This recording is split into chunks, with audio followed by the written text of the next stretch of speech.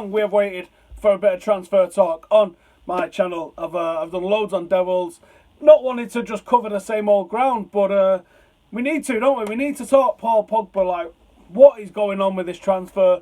He's in New York. There's now a little bit of rumblings, although I think the rumblings are coming from the fact that people are just flapping and there's nothing to talk about with it. The lads that we did a debate with on Paul Pogba last week, the Italian TV guys on YouTube, they managed to meet Paul Pogba and he signed a ball for him, and they've asked him if he's going to win the Champions League with Juventus, and he smiled and said, okay. Now, I can't really buy into that. I'm not saying that they're lying. I'm sure that what happened, but I'm not 100% sure that the player would be telling the truth. The player can't tell the truth, can they? That's the nature of the beast that he's in. He can't be like, oh yes, I'm going to Manchester United. The player's in a really awkward position at the moment. So I wouldn't panic still. I don't know why he's having the longest extended holiday in the world. I'm not sure what all that's about. I'm not sure why he's been given the opportunity to go and just do whatever he fucking wants for how long. But I'm not panicking just yet. I'm not seeing concrete reports about Real Madrid being interested. There's clearly something holding the deal up, right? Maybe it's the fact that it's £100 million. Maybe it's the fact that it's the most expensive transfer the world has ever seen. Every report that you listen to from Damasio, who's been pretty good this window, all of the other reporters combined, nobody is coming out and saying, look, this is happening. Everyone is coming out and saying, that's happening. And what they're saying is that matter of time, 2 days, 24 hours, 72 hours.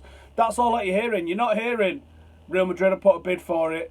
Look, the player agreed terms with Manchester United. If you go with the reports, a long time ago, I'm talking weeks ago now, the stumbling block was getting Juventus to agree to the terms. Then the next stumbling block, which came out of actually getting Juventus to agree to the terms, was getting Raiola to agree to, or getting them to agree to pay Raiola whatever was owed to Raiola. That seems to be a bit of a sticking point. That now seems to have been resolved like Wednesday, Thursday last week. So what we're looking at now is we're looking at just the conclusion of the deal. Getting him over to Manchester, getting his medical completed, and getting the photos of him standing there holding Pogba shirts. That seems to be the one last thing to do. I don't see any other hold up in the deal. I don't see another club coming in. I don't see him changing his mind. I don't see Juventus now suddenly saying, actually, we'll keep him after he's spent over 125 million. This is a Juventus team that typically spends nothing. This is a Juventus team that makes nothing in profit every single year. So for them to just suddenly go, fuck it, and just spend 100 odd million, why have they never done that in the past? You have to look at outside influences and why people change what they've done. And if Juventus have always done this, then why would they suddenly change now? That windfall that they've got, the ability to go and buy Higuain and the rest of the players that they've gone and signed, is on the back of receiving the Pogba money, or the promise of receiving the Pogba money. So, what now? This is the frustrating part of a transfer, because now you're going to get the bullshitters start making stuff up because they don't know and they just want to talk. But I just relax on it. I'm sure it's done. I'm sure it's all but done. It's frustrating. I'm frustrated. I'm impatient. This is the worse than Christmas for me. I really want to see Paul Pogba sign because I believe he's in the top 2 or 3 midfielders in the world. Does that improve Manchester United? Fucking hell, does it improve Manchester United? When was the last time we had any sort of outfield player that you could legitimately say is one of the best in the world? Not since Ronaldo. Maybe Robin van Persie at his peak when we won the league. Would you say that he was one of the top strikers in the world? But not since Ronaldo have we legitimately had someone who you could arguably say was one of the best in the world. Someone that was in the FIFA Pro Team of the Year. Someone that was likely to be in a contention for Ballon d'Or in the next couple of years. It's not happened. So that's for me why I would... Some people are saying, forget Pogba now. Well, we might be too far down. We might have actually already signed the contract with Juventus to make the signing happen. And whatever the hold-up is, bringing the player back from America might be literally the only thing that's holding this deal up at the moment. It's annoying. I am looking forward to seeing where Paul Pogba will play for Manchester United though. We've seen all the way through pre-season that we've played 4-2-3-1. 2 sort of deep midfielders, the forward 3 with the number 10, and a striker. Last night the under-21s played 4-3-3, and the under-21s always play the same formation as the first team. I've been saying for a while I want to see us evolve into a 4-3-3, which would ultimately mean no place for Wayne Rooney in this team. Now, if we do evolve to a 4-3-3, the forward line looks pretty good. Mkhitaryan, Zlatan, Marshall, happy with that. And then if we played a midfield of... I can see us improving on Herrera in all honesty, but he's decent for that job at the moment.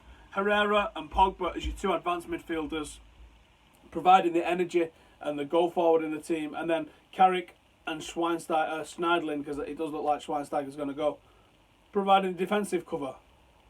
Now, I'd love to see that happen in the team. I'd love to see us attack like that, but I'm not sure we will. I am not sure we will. I'd love to see us evolve to that 4-3-3, and that's why I thought it was interesting that we played 4-3-3. I was having a bit of back and forth with a few people on Twitter, and they were saying, well, maybe Jose's just come in and said, do what you fucking want to the under-21s. If he has, that's interesting. If he's not, and he's given the instructions that he wants them to play 4-3-3, it's interesting. Either way, it's interesting.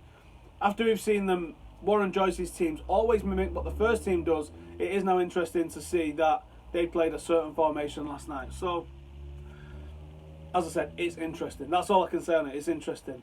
Wasn't a great game last night, was it? Really? If anybody watched it, the Lancashire Senior Cup against Oldham, not really many great performances. Joe Riley looked good. Joe Riley always looks good. I don't think he's had a bad game, at least in the last couple of years anyway. Joe Riley looks fantastic.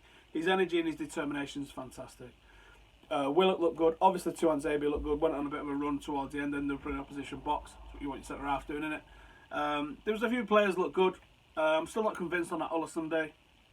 There's a couple of players that I am just simply not convinced by at all in the 21s. I am looking to get to an under-18s game at some point this week or next week, where hopefully I can give you the lowdown on what the starting 11 is likely to be for the 18s this season, and how I expect them to go and play. Still not appointed a permanent manager. Tommy Martin's still the man in charge. By the sounds of it, Chung looks good. We've also got Burkhardt and a kid called Bowie going to be playing up front. A new centre-half in Leo Connor, the Irish lad. I'd expect Angel probably to play as a number 8 or a number 10. Tyrell Warren has been moved up, so now we've got two 17-year-old centre-halves in the first team, in the reserve squad, so he's not in the under-18s no more. Despite him and Roshan only being 17, both of them are now probably, with Tuanzebe, the first choice centre-halves in the 21/23 squad, whatever it's going to be this year. I need to research on how that's all changed and what differences there's going to be in it this year. Still not convinced it's the best thing. I still think competitive football for the underage groups needs to be better. And that's why I wanted the Johnson's Paint Trophy. And the fact that our under-21s lost to Port Vale at the weekend heavily. It was 4-2. And it was only 4-2 because we got a penalty right at the death. So really it was 4-1, wasn't it? If that's not an indicator of how we would do against League One sides, then I don't know what is. All the League One sides was no, it'll just be like United and Liverpool in the final, and that's our day out at Wembley. We take 30. This is an exact quote. We take 30,000 to Wembley. We only average 7,000. So what's about that? And then I was having other fans saying, would United take 30,000 to Wembley? Fucking right, we would. Yeah. If United's under-21s was in a Johnson's Paint Trophy final, we would easily take 30,000 to Wembley. I guarantee it. I've seen 27,000, I think, in the 2000... was it the 2009? 2009, 2010 or 2011, one of those finals. I think we lost it, actually. I don't think we won it. Old Trafford. I'm sure there was 20,000 there. Watching the under-21s or under-18s even in the FA Youth Cup final.